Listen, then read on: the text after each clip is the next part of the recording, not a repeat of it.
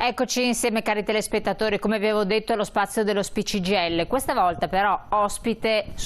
dell'ospite è invece Federconsumatori. Ci rivolgiamo naturalmente, dicevo, ai pensionati, agli anziani, ma non soltanto, perché la tutela dell'associazione di consumatori Federconsumatori è una tutela estesa a tutti i cittadini. Purtroppo nelle situazioni che andremo a raccontare insieme alla nostra ospite, che ve la presento subito, ben arrivata Presidente Giovanna Capuzzo, Presidente di Federconsumatori del Veneto, grazie di essere qui con noi. Buongiorno a tutti, grazie a voi. Ben arrivata. Sono situazioni trasversali, cioè riguardano gli anziani forse perché non hanno tanto dimestichezza con il mezzo web, computer e quant'altro, però purtroppo il target è ben più esteso. Allora, di che cosa parliamo purtroppo, Presidente? Di cosa stiamo parlando? Allora noi adesso vorremmo parlare e porre un attimo l'attenzione a un problema che di fatto riguarda tutti i cittadini risparmiatori e molto probabilmente potrà riguardare un po' con più attenzione la popolazione anziana. Allora stiamo riscontrando in questi ultimi periodi purtroppo il presentarsi di nuove truffe, mentre una volta le truffe avvenivano di persona, ora adesso con l'avanzare della tecnologia veniamo purtroppo sopraffatti da forme nuove appunto di truffa che si svolge per lo più a distanza attraverso l'opera di hacker molto abili purtroppo. Tra l'altro dobbiamo dire che in questo periodo di pandemia, dove ovviamente tutti siamo stati in qualche modo costretti anche a ridurre soprattutto i rapporti personali e fisici anche con i nostri istituti bancari, abbiamo dovuto fare ovviamente più ricorso all'utilizzo dei mezzi di tecnologia, agli smartphone e di fatto in generale all'home banking. Le truffe alle quali mi sto rivolgendo e per le quali noi stiamo dando un messaggio per quanto riguarda la nostra attività di educazione finanziaria che rientra all'interno di un progetto ben più ampio finanziato dalla Regione del Veneto attraverso i fondi del Ministero dello Sviluppo Economico, riguarda quelle che vengono definite tecnicamente truffe di phishing, smishing e wishing. Ok, sono tre, allora la fermo un attimo là, tre termini che è bene imparare, ma anche se non si impara impariamo a capire che cosa stanno a significare. Lei ha detto una cosa molto interessante, voi fate dei corsi di insegnamento, di acculturazione per i cittadini alla conoscenza del mondo del web e a non incappare in queste situazioni. Sono corsi che si possono frequentare?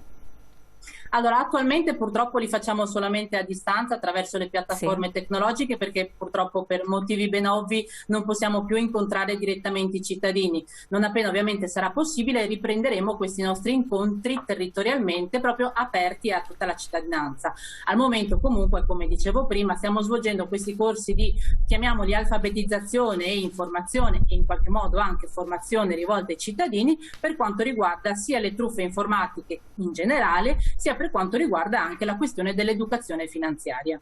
Perfetto, arriviamo a noi, vediamo questa bellissima slide che ci dice phishing, smishing e wishing. Non c'è niente di cui essere contenti. No, sono termini tra l'altro un po' complessi ma che purtroppo stanno entrando nella quotidianità e come dicevo prima sono le nuove truffe tecnologiche. E il phishing forse è la forma forse più conosciuta, quella più anche antica, che era quella relativamente al ricevimento di email che all'apparenza appaiono inviate da mittenti affidabili, sia persone che magari conosciamo perché ovviamente i truffatori riescono anche a clonare diciamo gli indirizzi email o comunque i mittenti delle mail che riceviamo, sia anche ovviamente comunicazioni che paiono provenire da istituti di credito piuttosto che istituzioni come per esempio l'Agenzia delle Entrate piuttosto che l'INPS e quant'altro, e sono mail che purtroppo sono appunto dei cloni rispetto alle mail vere e che all'interno delle quali si nascondono per lo più allegati oppure collegamenti a siti esterni che di fatto potrebbero apparire anche i siti istituzionali e quelli reali, ma di fatto non lo sono e dietro a questi siti ci sono purtroppo degli operatori che non sono quelli reali ma sono i nostri truffatori. Come e lo smishing invece è una delle nuove forme. Scusi? Chiedevo, come ci si fa ad accorgere che questa mail che sembra inviata dalla propria banca, anziché da una persona conosciuta, in realtà o un altro ente istituzionale non è tale? La mail dell'INAIL poi scopri guardando bene che c'è qualcosa che non quadra. Cosa bisogna stare attenti prima di andare a toccare qualsiasi link che ti allegano? Allora, come prima cosa bisogna verificare, come dicevo prima, l'indirizzo del mittente, quindi non soffermarsi al nome iniziale che si vede nell'aprire la propria casella, perché molte volte a fianco a INPS piuttosto Agenzia delle Entrate, piuttosto che all'amico Marco Rossi, vediamo che l'indirizzo mail che è effettivamente indicato non è quello che corrisponde all'indirizzo mail del nostro amico Mario Rossi, piuttosto che il sito la mail istituzionale dell'Agenzia delle Entrate o dell'INPS. In ogni caso, comunque, il consiglio che noi diamo è sempre quello di prendersi tempo, avere prudenza e portare sempre la massima attenzione. Tanto più che ci dovrebbe balzare all'occhio che il più delle volte queste email contengono anche dei contenuti non scritti in un italiano proprio corretto, oppure contengono delle immagini che non sono proprio in alta definizione, sono un po' sgranate, perché infatti sono utilizzate in maniera impropria e tratte ovviamente dai siti ufficiali. Un altro consiglio che diamo è ovviamente non cliccare mai sugli allegati né tantomeno ai link. Tenete presente che i siti istituzionali e anche quelli bancari non riportano mai all'interno delle proprie mail il rimando a loro siti. Infatti quello che bisogna sempre ricordarsi di fare è navigare appunto su questi siti con sicurezza, andando a digitare direttamente quello che è l'indirizzo corretto del sito che vogliamo utilizzare. Quindi le agevolazioni e le facilitazioni, non cascarci e non aprire nessun link, se no ai noi è come se aprissimo la porta a chi vuole entrare in casa e rubarci le cose. In questo caso non entra in casa ma entra nel nostro computer, quindi si può impossessare anche successivamente, non immediatamente, di informazioni, di dati sensibili, di accessi alle nostre banche dati, anche conti correnti bancari, giusto?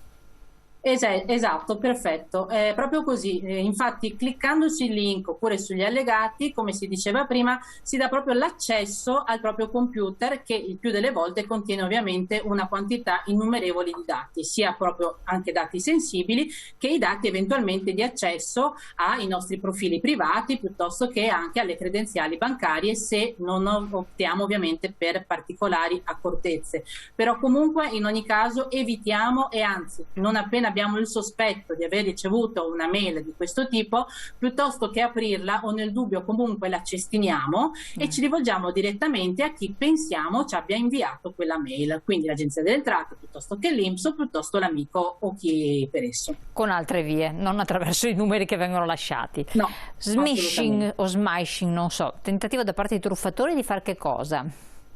Allora, quella è la nuova truffa, di fatto quella probabilmente anche più diffusa adesso, è quella relativa al ricevimento del classico SMS. E il più delle volte succede che riceviamo un SMS, tra l'altro da un mittente che il nostro cellulare riconosce come emittente certificato. Il più delle volte possiamo anche vedere questi SMS che risultano essere ricevuti da un numero che noi abbiamo salvato in rubrica, oppure lo stesso numero che viene utilizzato dal nostro istituto di credito per inviarci le notifiche, ma di fatto non è un vero SMS inviato dal mittente che noi presumiamo essere tale. E in questo caso il più delle volte all'interno di questi SMS ci sono i classici link, e questi SMS di solito che vengono inviati, non so, dall'Agenzia delle Entrate, e c'è stato per esempio di recente una serie di truffe proprio attraverso questa forma di smishing, attraverso le quali pareva che l'Agenzia delle Entrate mandasse un avviso per il quale c'era un possibile rimborso a favore ovviamente del contribuente, e si invitava appunto la persona a cliccare sul link, comunque sull'indirizzo internet che era presente all'interno dello stesso messaggio, per procedere ovviamente alla richiesta di questo bonus o di questo rimborso. Un'altra truffa sempre relativa agli SMS e che di fatto è balzata anche di recente alle cronache era quella relativa al pacco che sta per arrivare. E ben sappiamo che insomma in questo periodo anche l'utilizzo dell'e-commerce ha avuto un aumento esponenziale, e il più delle volte insomma i corrieri adesso hanno l'abitudine di notificarci quando il pacco sta per arrivare o meno. Ecco, purtroppo tanti malcapitati hanno ricevuto questi SMS che pareva provenissero da effettivi corrieri espressi, nel quale si stava comunicando che siccome il pacco era in arrivo oppure era in giacenza presso un punto di ritiro, era opportuno comunicare o comunque prendere contatti con questi Corrieri Espressi, sempre cliccando all'interno di questi link, su questi link, e fornendo ovviamente dei dati che generalmente un Corriere Espresso, né una banca, né un'agenzia delle entrate, né per esempio l'azienda sanitaria, perché abbiamo avuto problemi anche con eventuali prenotazioni di vaccini, ovviamente richiedono, perché non è il mezzo ovviamente quello tramite SMS di rilasciare i propri dati né personali né tantomeno i dati di accesso al proprio conto corrente. Bisogna stare molto molto attenti a questo punto, perché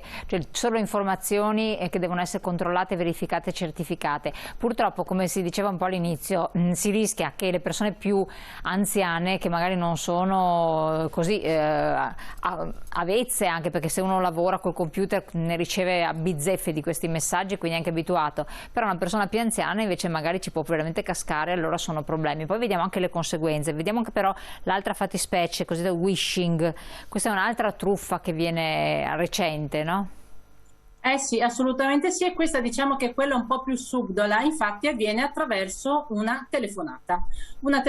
che un po' come succede con gli SMS pare provenire da un numero certo, un numero che abbiamo già in rubrica e probabilmente anche lo stesso numero che abbiamo salvato e che in questo caso magari si riferisce a quello della nostra filiale. Purtroppo dall'altra parte del telefono non c'è un operatore che o noi non conosciamo o comunque non è un operatore che lavora per la filiale e che il più delle volte ci sta notificando che ci sono stati dei movimenti sospetti nel conto, che quindi eventualmente è necessario disinstallare l'applicazione che è presente sul nostro telefono per l'utilizzo dell'home banking, reinstallarla attraverso una procedura che loro ci comunicheranno direttamente al telefono, oppure mettere in sicurezza, ci consigliano di mettere in sicurezza i nostri risparmi, provvedendo eventualmente a bonificare somme per lo più ingenti a favore magari di un nostro conoscente, un nostro parente o una persona che alcune volte loro riescono a recuperare con delle indagini purtroppo approfondite che fanno,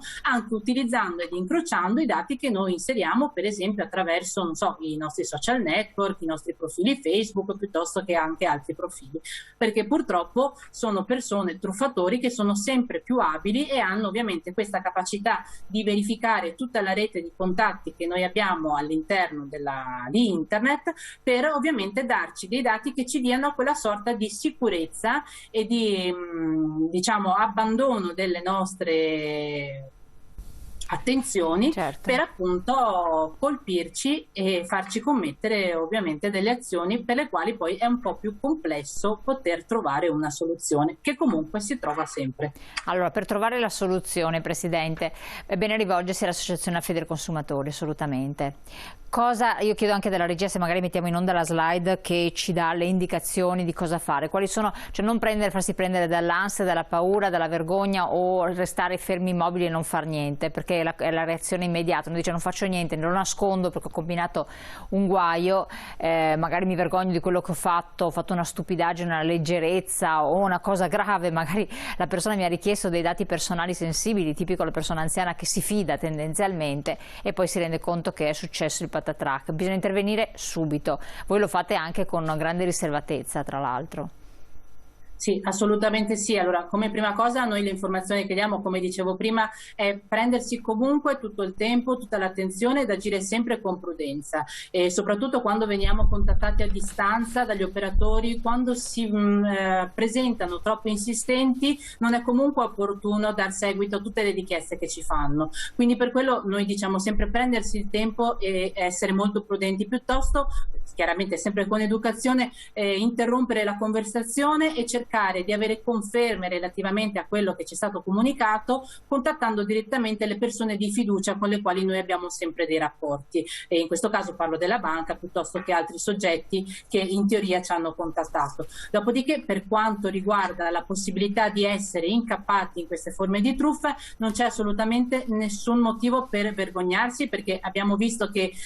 queste cose purtroppo riguardano tutte le persone, anche quelle che ovviamente di solito hanno più accortezza. assistenza, ma è opportuno cercare di intervenire con quanta più tempestività possibile. Allora, come prima cosa, se si tratta di truffe che riguardano la questione bancaria o finanziaria, contattare subito la propria filiale e cercare in qualche modo di bloccare qualsiasi accesso all'home banking, che poi dopo di persona riusciremo sicuramente a sbloccare. Nel caso in cui poi, tra l'altro, verificando sempre il nostro conto corrente, che è un altro dei consigli che diamo, ovvero quello di monitorare sempre con costanza i propri movimenti, è quello ovviamente di eventualmente sporgere una denuncia per lo più alla Polizia Postale, che è quella deputata alla verifica delle frodi di natura informatica, e appunto denunciare quanto accaduto. Dopodiché il consiglio che diamo è sempre quello di rivolgersi a Federconsumatori o comunque un'altra delle associazioni dei consumatori che tutela ovviamente tutte queste problematiche e tutti i risparmiatori, per trovare assistenza che verrà ovviamente fatta con la presentazione di una contestazione formale. Certo. E qualora l'istituto di credito in questo caso non dovesse dare una risposta o la dia parzialmente, è possibile comunque ricorrere anche all'arbitro bancario finanziario o all'ACF o arbitro della Consob, in questo caso l'arbitro bancario, essendo dei movimenti sul proprio conto corrente. Perfetto, allora ricordiamo www.federconsveneto.it è il sito, ne abbiamo visto alcune slide che in realtà sono dei link di accesso, adesso entriamo nel sito, eccolo qui, lo vediamo, che ci danno la possibilità anche di ascoltare dei video riassuntivi di quanto lei ha esposto, ha detto, possono essere estremamente utili, oppure scrivere una mail federconsveneto@federconsveneto.it, oppure telefonare la sede regionale 041 97 15 08, vedete il numero in sovraimpressione. Comunque la vostra sede regionale è a Mestre, ma siete presenti un po' agite per tutto il territorio regionale. Prima, siamo in chiusura, avevamo messo in onda la slide "Sosteniamo i tuoi interessi, diamo peso ai tuoi diritti". Prima di salutarla voglio ricordare che, visto che è il periodo di dichiarazione dei redditi, ormai ci entriamo a pieno campo, la possibilità di donare il 5 per 1000 a Federconsumatori, c'è un codice fiscale, ci sono tutte le istruzioni che voi vedete, diamo peso ai tuoi diritti, la possibilità appunto di, quando c'è la dichiarazione dei redditi, di menzionare il numero di codice eccetera, per avere questa opportunità di aiutarvi nell'attività che svolgete costantemente. Facendo questa donazione si diventa soci di Federconsumatori, oppure per farlo bisogna sottoscrivere un qualcosa presso la vostra sede? No, allora, la destinazione del 5 per 1000 in automatico non prevede l'iscrizione all'associazione, perché non tutti ovviamente scelgono di sostenerci e poi aderire ovviamente a quelli che sono il nostro statuto, i nostri valori e la nostra attività. Non è importante saperlo, appunto. Quindi ovviamente verso l'associazione. Esatto, sì. Invitiamo a recarci presso i nostri 52 sportelli che sono presenti su tutto il territorio regionale, chiaramente in questo periodo previo appuntamento, e ovviamente avendo l'iscrizione all'associazione sarà possibile per tutti gli interessati avere delle informazioni, delle consulenze totalmente gratuite, e poi ovviamente dell'assistenza pratica qualora ci dovessero essere dei problemi da poter risolvere. Allora Presidente, la ringrazio tantissimo. 52 sportelli presenti sul territorio, quindi le trovate ovunque, chiamate prima, informatevi, prendete un appuntamento e poi con i documenti che vi vengono richiesti andate a farvi dare una consulenza, un supporto, un aiuto. Come diceva la Presidente, una soluzione si può trovare. Io la ringrazio, appuntamento ancora insieme però ci sarà, perché la prossima settimana ci rivediamo naturalmente con un'altra tematica, altri approfondimenti, e comunque intanto approfittatene per visitare il sito della Federconsumatori. Grazie.